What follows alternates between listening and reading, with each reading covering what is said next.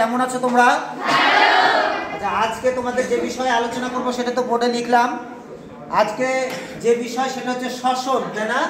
শ্বসন কাকে বলে, শ্বসনের সংজ্ঞাটা লিখলাম একটু আগে, যেটা যে জৈব রাসায়নিক প্রক্রিয়ায় জীব কোষস্থ খাদ্যবস্তু বা শ্বসন বস্তু মুক্ত অক্সিজেনের উপস্থিতিতে বা অনুপস্থিতিতে উৎসেচকের সহায়তায় জারিত হয়ে কার্বন ডাই অক্সাইড, পানি, কখনো বা অ্যালকোহল উৎপন্ন করে এবং তাপ শক্তি উৎপন্ন করে, তখন তাকে আমরা কি বলবো? শ্বসন বলবো।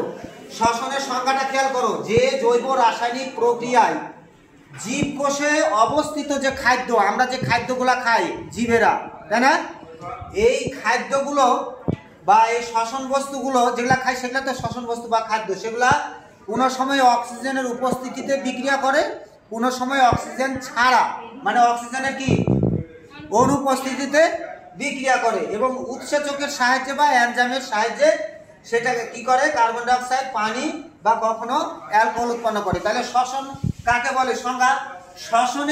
শ্বসন দেখো দুই প্রকার, একটা সবাত শ্বসন আর একটা কি অবাত শ্বসন। সবাত শ্বসনে দেখো অক্সিজেন আছে, আর অবাত শ্বসনে কিন্তু অক্সিজেন নাই, আছে নাই, অক্সিজেন ছাড়া, অক্সিজেনের কি অনুপস্থিতিতে। আর সবাত শ্বসনে অক্সিজেনের কি উপস্থিতিতে। খেয়াল করো, এইটা কি শর্করা না? এটার নাম হচ্ছে শর্করা নাকি? এই শর্করা C6H12O6 শর্করা জাতীয় খাদ্য আমরা খাচ্ছি, তাই না? গাছপালা থেকে বা উদ্ভিদ থেকে যে খাদ্যগুলো আছে সেই খাদ্যগুলো কি করছি? আমরা খাচ্ছি। তারপরে নাক দিয়ে অক্সিজেন টানছি, তারপরে সেটা আমাদের শরীরে বিভিন্ন কোষের সাথে, জীব কোষে মানে আমাদের শরীরে যে কোষ ভিতরে, এই কোষের সাথে সেগুলা কি হয়? বিক্রিয়া করে। কার উপস্থিতিতে বিক্রিয়া করে? নাক দিয়ে যে অক্সিজেন টানলাম সেই অক্সিজেনের উপস্থিতিতে কি করলো? বিক্রিয়া করলো। বিক্রিয়া করার পরে সেখান থেকে আবার কি তৈরি হলো? কার্বন ডাই অক্সাইড নাকি?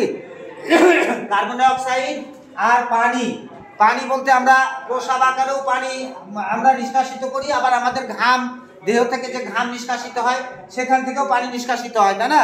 আর আমাদের চলাফেরা, খাওয়া দাওয়া, উঠা বসা বা ঘুমানো, তাকানো বা বিভিন্ন জায়গায় যাওয়া আসা, বিভিন্ন কাজকর্ম করা, সব কিছু যে আমরা শক্তি পাই, এই শক্তিটা হচ্ছে কি? এটিপি মানে অ্যাডিনোসিন ট্রাইফসফেট। একটা শক্তির নাম নাকি? ফসফেট যুক্ত যে শক্তি, এই কতটি শক্তি পাই আমরা? 38টি। কতটি? 38টি। এটা অক্সিজেনের উপস্থিতিতে। এখন খেয়াল করো, আমরা যদি রুটি খাই বা ভাত খাই, অর্থাৎ শর্করা জাতীয় যে খাদ্যগুলা, সেগুলা খাইলাম এখানে, তাই না? খাওয়ার পরে নাক দিয়ে অক্সিজেন টানলাম, তারপরে কার্বন ডাই অক্সাইড নাক দিয়ে ছাড়ছি, দেহ থেকে ঘাম আকারে বা প্রস্রাব আকারে পানি বের হলো এবং আমরা যে শক্তি পাই সেই শক্তিতে আমরা কি করছি? চলাফেরা করছি বা বিভিন্ন কাজকর্ম করছি। এখন খেয়াল করো, যদি এটাকে আমরা ভাত ধরি বা রুটি ধরি বা পান্তা ধরি বা বিরিয়ানি, সবকিছু তো উদ্ভিদের ফসল থেকে এসেছে, তাই না? শর্করা জাতীয় খাদ্য না এটা? এখন এটাকে যদি আমরা পাতা ধরি, লতা পাতা, যেমন কাঁঠালের পাতা যদি ধরি, কাঁঠালের পাতা কি শর্করা জাতীয় খাদ্য না? মানে যত সবুজ উদ্ভিদ সবই তো শর্করা জাতীয় খাদ্য, তাই না? তাহলে কাঁঠালের পাতা যদি ধরি, ধরো ছাগলের ক্ষেত্রে এখানে বলেছে যে জৈব রাসায়নিক প্রক্রিয়ায় জীব কোষে অবস্থিত, তাহলে ছাগল তো জীবের মধ্যে পড়তেছে। তাহলে ছাগল যদি কাঁঠালের পাতা খায়, এটা কাঁঠালের পাতাও ধরা যায়, এটা পান্তাও ধরা যায়, এটা বিস্কুট বিস্কুট কোথেকে আসছে? গম থেকে না? তাহলে গমটা কি শর্করা জাতীয় খাদ্য? তাহলে বিস্কুট যদি ধরি, তাহলে মানুষের ক্ষেত্রে যদি ধরি কাঁঠালের পাতা, তাহলে কি ছাগলের ক্ষেত্রে? ছাগল কাঁঠালের পাতা খেলো, ছাগল নাক দিয়ে কি করলো? অক্সিজেন গ্রহণ করলো। ছাগল এবার নাক দিয়ে কি ছাড়লো? Carbon die oxide.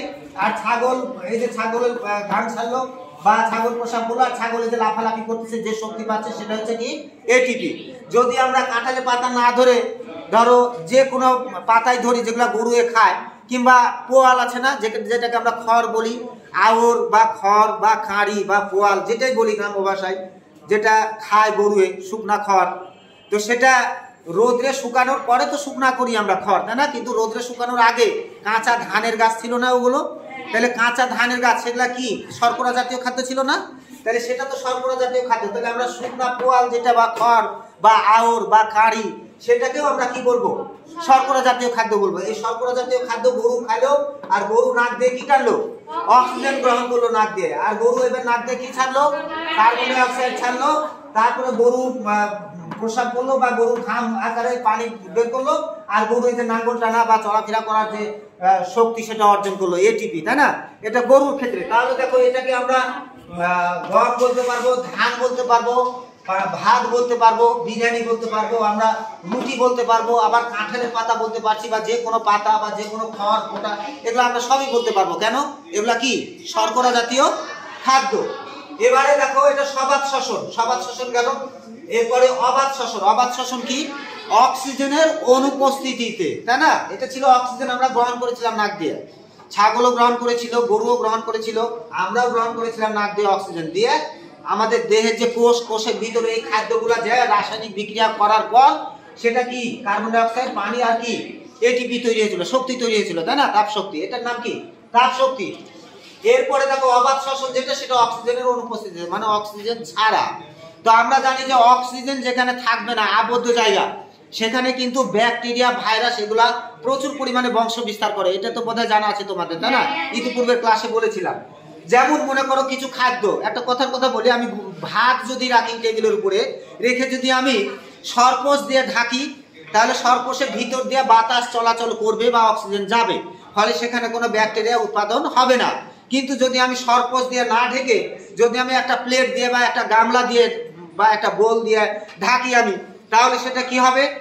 দেখা যাবে যে দুপুর হতে হতে বা বিকাল হতে হতে সেগুলো পচে গন্ধ ছড়িয়ে যাবে, তাই না? তার মানে কি ওইখানে আবদ্ধ জায়গা, সেখানে তোমার অক্সিজেন প্রবেশ করতে পারেনি বা বাতাস ঢুকেনি, বাতাস ছিল না, অক্সিজেন ছিল না, ওই কারণে সেখানে কি হয়েছে বলো দেখি?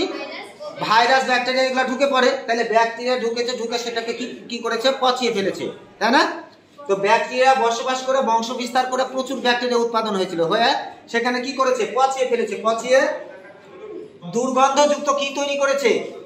অ্যালকোহল তৈরি করেছে, C2H5OH, দুর্গন্ধযুক্ত অ্যালকোহল তৈরি করেছে, আর কার্বন ডাই অক্সাইড তৈরি করেছে, আর কিছু শক্তি উৎপাদিত হয়েছে ওখানে। তাহলে দেখো এখানে যে পদ্ধতিতে ওই ব্যাকটেরিয়াগুলা উৎপাদন করেছে, সে পদ্ধতি দেখো। এই ব্যাকটেরিয়াগুলোর নাম কি ছিল? Denitrifying bacteria. কি নাম? Denitrifying bacteria. ডিনাইট্রিফাইং ব্যাকটেরিয়ার উপস্থিতিতে ওই খাদ্য, এই পান্তা ভাত হোক বা গরম ভাত হোক বা বিরিয়ানি বা যে কোনো খাদ্য বস্তুই হোক, সেই খাদ্য বস্তুকে কয়েক ঘন্টার মধ্যে কি করে ফেলেছে? পচিয়ে ফেলেছে। পচিয়ে দুর্গন্ধযুক্ত কি তৈরি করেছে? ইথাইল অ্যালকোহল, আর এদিকে কার্বন ডাই অক্সাইড, আর এদিকে কি শক্তি, এটিপি, অ্যাডিনোসিন কি ট্রাইফসফেট, বিপুল পরিমাণে শক্তি উৎপাদন করেছে। তাহলে এটা কিন্তু অক্সিজেন ছাড়া, যদি অক্সিজেন ঢুকতো তাহলে কিন্তু ওটা পচাতে পারতো না। পচানোর যে পদ্ধতি, এই ব্যাকটেরিয়াগুলো, সালফার ব্যাকটেরিয়া, এই ডিনাইট্রিফাইং ব্যাকটেরিয়া, এই ব্যাকটেরিয়াগুলো যে ঢুকে পচিয়েছে, সে পচানোর যে পদ্ধতি, সেটার নাম আবার ফার্মেন্টেশন। কি নাম? ফার্মেন্টেশন। এটা আমি লিখে দিলাম এখানে, মনে যাতে থাকে, ফার্মেন্টেশন। এই ফার্মেন্টেশন পদ্ধতিতে, ফার্মেন্টেশন, এই ফার্মেন্টেশন পদ্ধতি আর ইংরেজিতে আর বাংলায় বলা হয় গাজন পদ্ধতি। বাংলায় বলা হয় গাজন পদ্ধতি। তাহলে ফার্মেন্টেশন পদ্ধতি বা গাজন পদ্ধতিতে সেগুলোকে কি করছে? পচিয়ে ফেলছে। তো আর একটা উদাহরণ দিয়ে, এটা যেমন মনে করো আমরা রাত্রে ব্রাশ করে শুই, তাই না? যারা রাত্রে ব্রাশ করে শুই না, আমাদের দাঁতের ফাঁকে যে খাদ্য দ্রব্যগুলো ঢুকে থাকে, এই খাদ্য দ্রব্যগুলো খাওয়ার জন্য ব্যাকটেরিয়া ঢুকে পড়ে। কারণ ভিতরে আমাদের শ্বাস প্রশ্বাস টানছি নাক দিয়ে, কিন্তু মুখ আমাদের কি আছে? বন্ধ আছে। তো মুখ যখন বন্ধ থাকে বা আবদ্ধ থাকে, তখন ব্যাকটেরিয়াগুলো ওই আবদ্ধ জায়গায় ঢুকে পড়ে। ঢুকে পড়ে ওই খাদ্যদ্রব্যগুলো খায়, আর সেখানে ওই খাদ্যদ্রব্যগুলোকে কি করে? পচিয়ে ফেলে। তাইলে যেখানে আবদ্ধ জায়গা, সেখানে ব্যাকটেরিয়া ঢুকে পচিয়ে ফেলে। পচিয়ে ফেলে ব্যাকটেরিয়া অ্যাসিড নিঃসৃত করে। কি নিঃসৃত করে? অ্যাসিড। কোথায়? দাঁতের ফাঁকে, না?